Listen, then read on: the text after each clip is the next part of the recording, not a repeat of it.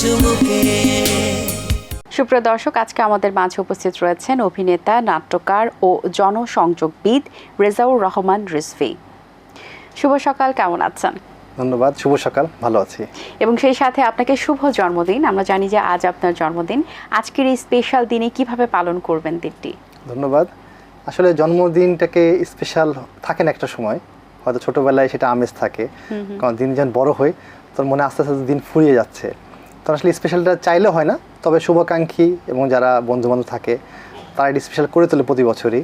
দেখা যাচ্ছে আমার অজান্তে তারা অনেক প্ল্যান করে ফেলে এবং পরিবার তারা সারপ্রাইজ দেয়, ঠিক আছে, এভাবে চলে আর কি, ভালোই ধরে দিনটা। আচ্ছা, আপনার অভিনয় জগতে একটু আসতে চাই। আপনার প্রথম অভিনীত চলচ্চিত্র মেঘের কপাট বেশ কয়েকটি চলচ্চিত্র পুরস্কারে অংশগ্রহণ করেছিল, পুরস্কার পেয়েছে। সেই ব্যাপারে আপনার অনুভূতিটা কেমন? এটা তো আসলে নিঃসন্দেহে খুবই দারুণ একটা অনুভূতি। মেঘের কপাট রিলিজ পেয়েছিল গত বছরের নভেম্বরে।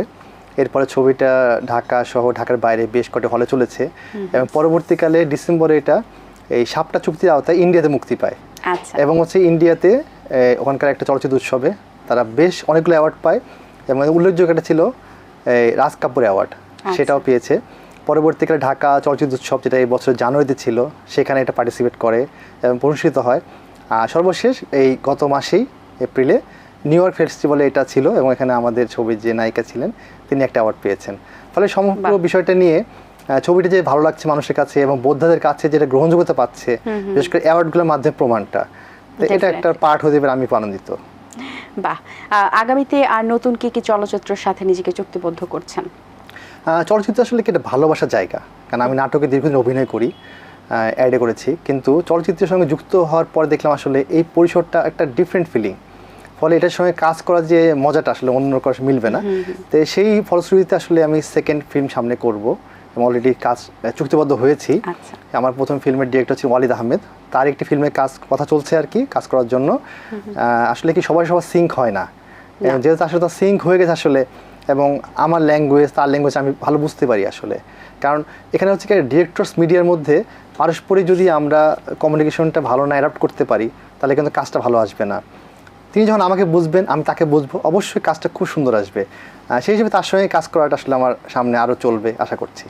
আচ্ছা, শুধু কি চলচ্চিত্রেই কাজ করছেন নাকি নাটকেও কাজ করছেন? আর নাটকে বললাম আগে যে নাটকে তো আমার দীর্ঘদিন ধরে কাজের বিচরণ, সেটা এক যুগ হবে প্রায়, সব কিছু মিলে আরও বেশি হবে। আসলে হচ্ছে নাটকে নিয়মিত হওয়াটা আসলে ওরকমভাবে হয়নি আসলে, কারণ কাজের ব্যস্ততা বা আসলে আমাদের দেশের সব কিছু মিলিয়ে নাটকে আসলে আপনি নিয়মিত হতে গেলে আপনার অন্য প্রফেশনে হ্যাম্পার হয়। ফলে যেহেতু আমি প্রথম জীবনে প্রফেশনাল হিসাবে ছিলাম, একবার সাংবাদিকতা করেছি দীর্ঘ সময় এবং এটা যুক্ত ছিলাম খুব ভালোভাবে, ফলে এই কাজের ফাঁকে ফাঁকে সময় করেছি। আর যেহেতু এখন সরাসরি প্রফেশন যুক্ত রয়েছি জনসংযোগবিদ হিসেবে, সেহেতু আসলে আমার জায়গাটা খুব কম। তারপর চেষ্টা করছি, কাজ করছি। আমার বর্তমানে একটি চ্যানেলে একটি ধারাবাহিক নাটক অনির হচ্ছে, তো সেখানেও কাজ করছি এবং সামনে আরও কিছু কাজ পেন্ডিং রয়েছে, প্রচার অপেক্ষা আছে, সেগুলো প্রচার হবে শীঘ্রই। আচ্ছা, অভিনয় শিল্পীদের ক্ষেত্রে শিখে আসার গুরুত্ব কতটুকু? এটা তো অবশ্যই খুব গুরুত্বপূর্ণ বিষয়, কারণ হচ্ছে এখানে কিছু ল্যাঙ্গুয়েজ রয়েছে আসলে, যেটা আসলে নইলে একটা অভিনয় শিল্পী থেকে একটা সাধারণ মানুষের তফাৎটা তো ওই জায়গাতে পাওয়া যাবে এই শিখে আসা বিষয় থেকে। এখানে কেউ কেউ আসলে মানে অ্যাডাপ্ট করে পরবর্তীকালে, কেউ কেউ হচ্ছে একটা লং টাইম ধরে শিখে যায় সে। যেমন অনেকে বলে যে মঞ্চ ছাড়া আসলে অভিনয় করা কোনোভাবে হয় না, কিন্তু আমাদের দেশে অনেক স্বনামধন্য অভিনেত্রী রয়েছেন যারা মঞ্চে কাজ করেননি ওইভাবে, হয়তো পরবর্তীকালে কিছু কাজ করেছেন, কেউ কেউ এখনো করেনই নাই, কেউ কেউ কাজ করতে করতেও কিন্তু শিখছেন। ফলে হচ্ছে কি যে মানে আপনার নাটক অভিনয় করার জন্য মঞ্চ যে খুব ম্যান্ডেটরি, ওই জায়গাটা কিন্তু এখন আর নাই। ফলে হচ্ছে আপনি যখন কাজ যে মাধ্যমে করছেন, যদি মাধ্যম থেকে আপনি কাজটা আয়ত্ত করতে পারেন, শিখতে পারেন দ্রুত, তাহলে কিন্তু আপনার জন্য সহজ হয়ে যাবে। আচ্ছা, সাংগঠনিকভাবে আমরা জানি যে আপনি টেলিভিশন নাট্যকার সংঘের সাথেও যুক্ত আছেন, সেই ব্যাপারে একটু জানতে চাই। নাটক সংঘ আসলে এটা ছিল বলা যায় আজ থেকে প্রায় 2 যুগ আগে প্রথম এটা উদ্যোগ নেওয়া হয়েছিল। পরবর্তীকালে সাংগঠনিকভাবে এটা একটু পিছিয়ে গিয়েছিল, এটা আগাতে পারেনি। তাই 2016 সালে প্রথম হচ্ছে নাট্যজন মামুন রশিদের সঙ্গে আমরা একসাথে বৈঠকে বসি এবং তিনি আমাদেরকেই উপদেশ দেন যে আসলে তোমরা একটা ফর্ম করো। মাসুম রেজার নেতৃত্বে আমরা একটা নাট্যকার সংঘ ফর্ম করি এবং ওই প্রথম যে সংঘটা হয় কমিটিটা, সেখানে আমি ছিলাম হচ্ছে প্রকাশনা সম্পাদক। আমার কাছের প্রকাশনা বিষয় দেখভাল করা। পরবর্তীকালে যে কমিটি হলো সেখানে 2 বছর পরে সেখানে যে প্রচার সম্পাদক, পরে কমিটি ছিলাম প্রচার ও প্রকাশনা সম্পাদক, এবং তারপরে কমিটি ছিলাম হচ্ছে সাংগঠনিক সম্পাদক। টোটাল একটা 8 বছর আসলে আমি এর সঙ্গে যুক্ত সাংগঠনিকভাবে। আমি এবারে কমিটি থেকে আমি একটু রেস্ট নিয়েছি, আসলে গ্যাপ, কারণ আসলে দীর্ঘসময় থাকার কারণে আমার অন্য লেখালেখি হ্যাম্পার হচ্ছিল। তো ফলে এটা নাট্যকারদের একটা বড় প্ল্যাটফর্ম। এখানে আমাদের প্রায় 250-এর উপর নাট্যকার মেম্বার রয়েছেন। এখানে অভিনয় সংঘ বা হচ্ছে ডিরেক্টরস গিল্ডে তাদের একটা প্ল্যাটফর্ম রয়েছে। সাংগঠনিকভাবে আসলে প্রত্যেকের কাছ থেকে ইন্ডিভিজুয়াল সবাই কাজ করে যাচ্ছেন, কিন্তু সংগঠনটা দরকার হচ্ছে যখন কেউ বিপদে পড়েন বা যে কারোর সঙ্গে কারো বনিমানা হচ্ছে না, একটা ডিরেক্টরের সঙ্গে নাট্যকারের হয়তো পেমেন্টের সমস্যা হচ্ছে, এই সলভ করবে কে? সংঘ করবে। তো নাট্যকার সংঘ আসলে শুধু এটা না, সামগ্রিক বিষয়ে নাট্যকারদের ডেভেলপমেন্টের বিষয়ে কাজ করে এবং নাট্যকারদেরকে এনকারেজের বিষয় সহ তাদেরকে সুযোগ করে দেওয়া তারা কাজ করে থাকে। আচ্ছা, আমাদের দেশের এখন চলচ্চিত্রের সাম্প্রতিক অবস্থা কেমন বলে আপনি মনে করেন? চলচ্চিত্র অবশ্যই সাময়িক বলতে আসলে দর্শক কিন্তু এখন অনেক হচ্ছে চুজি। দর্শককে আপনি কিন্তু আসলে এখন যেহেতু মাধ্যম রয়েছে অনেক, আপনি টেলিভিশনে রেগুলার আপনার এই সিনেমা প্রচার হচ্ছে, আপনি ইউটিউবে সিনেমা আপ হচ্ছে, আপনার ওটিটিতে এখন ওপেন, ওটিটিতে আপনি দেশের না দেশের বাইরেও প্ল্যাটফর্মে আপনি দেখতে পাচ্ছেন। ফলে আমাদের দেশে আসলে আপনি যেন তেন সিনেমা বানিয়ে দিলে মানুষ দেখবে না, কিন্তু তার চয়েস করার ক্ষমতা রয়েছে। আপনি স্পেশালি আপনি সিনেপ্লেক্সে যাবেন, সিনেপ্লেক্সে 6টা হলে 6টা ছবি চলে, আপনি চয়েস করবেন আমি কোনটা দেখবো। ফলে বিষয়টা ওই যে একটা হলে একটা ছবি আমার দেখতেই হবে, ওই জায়গাটাকে দেখানো অনেকটা নাই।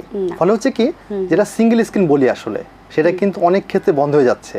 হয়তো কোনো কারণে ওই ছবিটা মনোপুত দর্শক হচ্ছে না, দর্শক গ্রহণ করছে না, ফলে দর্শক দেখছে না, হল কিন্তু ওই যে শূন্যতে কতদিন থাকবে, সে একসময় হল বন্ধ করতে হয়। এই জন্য এখন সামগ্রিক যে অবস্থা বলি সিনেমার, সেক্ষেত্রে দর্শকের কথা বিবেচনা করে নির্মাণ করাটা খুব বেটার। যদি আমি মনে করি যে আমি কপি করে সিনেমা রিলিজ দেব, বা আমি হচ্ছে আমার সিনেমার মধ্যে যে গতানুগতিক একটা পুরাতন প্রাগৈতিহাসিক কাহিনী দেখাবো, মানুষ নেবে না। কারণ সে সিনেমাটাকে কম্পেয়ার করে বলিউড হলিউডের তুলনায়, সে মনে করবে যে আমি যদি সেম টাকা দিয়ে আমি একটা হলিউড ছবি দেখতে পারি, তাহলে আমি ওখানে যে মজা বা টেস্টটা পাবো, সে এটা আশা করবে, এটা তার রাইট আছে। এটা ফলে দর্শকের অধিকার রয়েছে তার চয়েস করার, আর ডিরেক্টরের কাজ হচ্ছে অবশ্যই দর্শকের চয়েসটা মাথায় রাখতে হবে। আচ্ছা, দীর্ঘদিন সাংবাদিকতা করার পরে আপনি বর্তমানে একটি স্বনামধন্য ব্যাংকের জনসংযোগ কর্মকর্তা হিসেবে কাজ করছেন। কাজের অভিজ্ঞতা কেমন, এবং সেই সাথে এই দুটোর মধ্যে যোগসূত্র স্থাপন করবেন কিভাবে? খুব ভালো একটা প্রশ্ন। এটা আসলে কি, সাংবাদিকতার মাধ্যমটা হচ্ছে মানুষের সঙ্গে মেশা, মানুষকে রিড করা, সহজ কথা, এবং তাদের বিষয়গুলোকে পত্রিকায় তুলে আনা অথবা মিডিয়ায় প্রচার করা। ফলে ওই জায়গা থেকে যখন আমি কাজ করি, তখন আমার সঙ্গে কিন্তু একটা সার্কেল গড়ে ওঠে, আমার সাংবাদিক সার্কেল বা সারাউন্ডিং। আর যখন আমি একটা প্রতিষ্ঠানের সঙ্গে থাকি জনসংযোগ কর্মকর্তা হিসাবে, আমার কিন্তু কাজ হচ্ছে মিডিয়ার সাথে আসলে। কারণ মিডিয়াকে তাদেরকে আমার মোটিভেট করা, আমার এই প্রতিষ্ঠানের নিউজটাকে তাদেরকে দেওয়া। আমি তো সাংবাদিকতা এথিক্সটা জানি, সাংবাদিকতার লেখার ধারাটা জানি।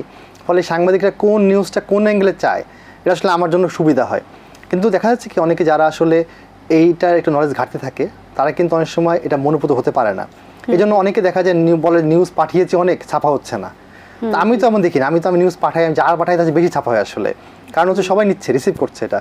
তো এখানে দুটো যোগসূত্র খুব সুন্দর, কারণ হচ্ছে সাংবাদিকতার এই জায়গা না থাকলে আমি হয়তো আমার জায়গাটাতে ভালো করতে পারতাম না, এবং সেই জায়গাটা আমি হয়তো অনেক ক্ষেত্রে হয়তো ব্যর্থ হতাম। আচ্ছা, পেশা হিসাবে জনসংযোগের গুরুত্ব কতটুকু? এটা আসলে আমাদের দেশে খুব প্রাচীন পেশা না, কারণ হচ্ছে আমাদের দেশে বিভিন্ন প্রতিষ্ঠানগুলোতে অনেক পদে কর্মকর্তা থাকে, যেমন অ্যাকাউন্টস ম্যান্ডেটরি, মার্কেটিং থাকে, বা আপনার অন্যান্য লেভেলের অ্যাডমিন থাকে। কিন্তু জনসংযোগবিদ বা পাবলিক রিলেশন অফিসার, এই জিনিসটা আসলে কনসেপ্টটা বলা যায় মোটামুটি নিউ। আপনার লাস্ট যদি আমি ইতিহাস ঘাঁটি, তাহলে লাস্ট 15 বছরের মধ্যে ডেভেলপ করেছে বেশি অনেক এটা। কারণ একটা প্রতিষ্ঠানের প্রচারণায় আপনার পিআরওর হচ্ছে গুরুত্ব সবচেয়ে বেশি। সে তার এই প্রতিষ্ঠানকে ব্র্যান্ডিং করে, সোজা কথায় মানুষের মধ্যে পজিটিভ ইমেজ করতে, অথবা এই প্রতিষ্ঠানের কোনো নেগেটিভ বিষয়কে সে কীভাবে হ্যান্ডেল করবে আসলে। কারণ অনাকাঙ্ক্ষিত বিষয় সব জায়গায় হতে পারে। আমরা সময় দেখি যে হাসপাতালের ক্ষেত্রে রোগীর কোনো ফল্ট হচ্ছে, রোগীর একটা সাফার করছে, এই সময় যে এই ক্রাইসিসটাকে তখন পিআরওর ফার্স্ট টার্গেট হচ্ছে মিট আপ করানো। তো ফলে এই জায়গাতে কে কত দক্ষভাবে মিট আপ করতে পারে, সেটাই হচ্ছে জনসংযোগের কাজ। তো ফলে এই জায়গায় ক্যারিয়ার করার সম্ভাবনা খুবই ভালো, এবং যারা হচ্ছে ধরেন ইউনিভার্সিটি থেকে এখনকার জেনারেশন, তারা কিন্তু অনেক চটপটে, এবং এটা হচ্ছে হয়তো আমাদের আরও আগে বলছি, তারা কিন্তু সময় এখন যেটা প্রেজেন্টেশন দেওয়া বা তার কথা বলা ব্যাপারটা, তারা অনেক সময় আত্মস্থ করতে পারে না। কিন্তু এই জেনারেশন কিন্তু খুবই চটপটে, তারা কিন্তু খুব ভালো ধরতে পারে। আর জনসংযোগবিদদের কাজই হচ্ছে মানুষের সঙ্গে কমিউনিকেশন করা, মিডিয়ার সঙ্গে কমিউনিকেট করা, সাংবাদিকের সঙ্গে কথা বলার মতো তার ক্যাপাসিটি থাকা। আর সাংবাদিক অনেক তুখোর, অনেক ব্রেনি, সে অনেক কথার জালে আটকাবে, সেগুলোতে বের হয়ে এসে তাকে সঠিক অ্যান্সারটা দেওয়া, সেখানে নিজের প্রতিষ্ঠানের স্বার্থ রাখা, এই বিষয়গুলো আসলে পেশা হিসাবে চ্যালেঞ্জিং যেমন আবার খুব মজার। আচ্ছা, যারা নতুন এই প্রফেশনে আসতে চান তাদের জন্য আপনার কি বলার আছে? একটা বলা বিষয় হচ্ছে প্র্যাকটিসের বিকল্প নেই। আপনি যদি ভালো খেলতে চান আপনাকে যেমন প্র্যাকটিস করতে হবে, আপনি যদি ভালো জনসংযোগবিদ হতে চান আপনাকেও প্র্যাকটিস করতে হয়। এই প্র্যাকটিসটা হচ্ছে আপনার বুদ্ধিবৃত্তিক প্র্যাকটিস। আপনাকে পড়তে হবে, জানতে হবে এবং অন্যদের ফলো করতে হবে। স্পেশালি যারা ভালো কাজ করে এই পেশাতে ভালো অবস্থানে গিয়েছেন তাদের ব্যাকগ্রাউন্ডটা দেখেন, তাদের লেখাটা দেখেন, পত্রিকা পাতা খুলে আপনি পড়েন। অনেকের মধ্যে পড়ার প্রবণতা এখন কম আসলে, কারণ সবাই এখন মোবাইলে পড়ে, কেউ আসলে সরাসরি পড়ে না। তো এই পড়ার বিকল্প নেই। আর হচ্ছে কোনো একটা কিছুতে ফিক্সড হওয়া যাবে না। ফিক্সড বলতে বলছে আমি একটা লেখা, একটা আর্টিকেল থেকে আমি এটাকে আইডল মানবো না, আমাকে 5-6টা পড়ে কম্পেয়ার করতে হবে। আর নিজস্ব একটা শখে থাকতে হবে, যেন আমার লেখা পড়ে মানুষ বোঝে এটা আমার লেখা।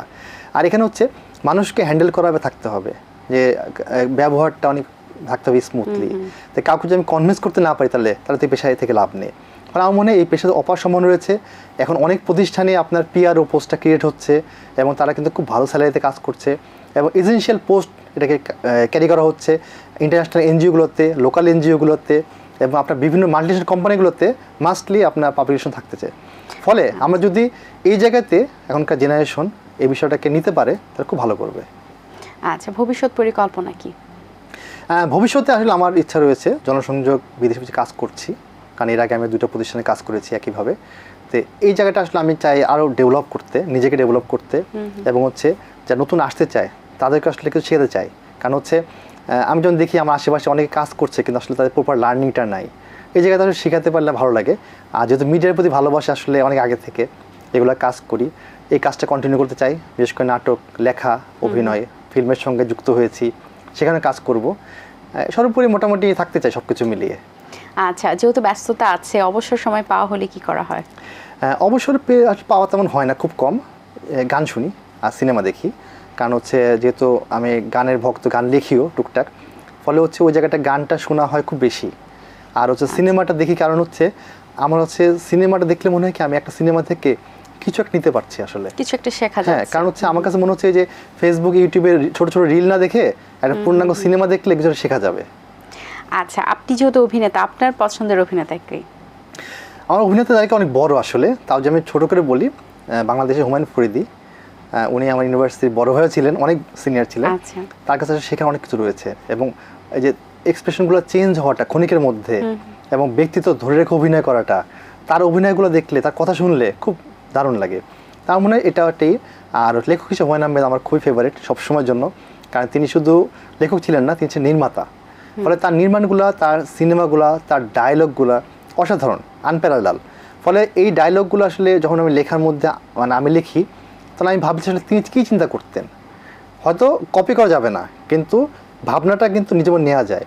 দুটো মানুষ বসে 1 ঘন্টা কথা বলছে কিন্তু বোরিং হচ্ছে না, এই যে জাদুটা দেওয়া, এটা আসলে যদি প্রত্যেক রাইটার ফলো করে, তাকে কপি না করে ফলো করে, অনেক শিখতে পারবে। আমি চেষ্টা করি তাকে আসলে শেখার জন্য। অসংখ্য ধন্যবাদ আপনাকে, অনেক কিছু জানতে পারলাম, অনেক ভালো লেগেছে আপনার সাথে কথা বলে। ভালো থাকবেন সবসময়। আপনাকে ধন্যবাদ এবং এটিএন বাংলাকেও ধন্যবাদ। দর্শক, আশা করছি আজকের আয়োজন আপনাদের ভালো লেগেছে। আজ এই পর্যন্তই। আপনাদের সঙ্গে দেখা হবে আগামী পর্বে নতুন কারোর সঙ্গে। সে পর্যন্ত ভালো থাকুন, সুস্থ থাকুন। আল্লাহ হাফেজ। দিন আসে দিন যায়, সময়টা চলে যায়, তবু আছি এই বেশ ভালো। জীবনটা রঙময়, যেভাবেই হওয়া চাই, নয় কবু সাদা কালো। এই আশাতে স্বপ্ন ভাসে, সুখ হাসে চোখে মুখে, চায়ের চুমুকে।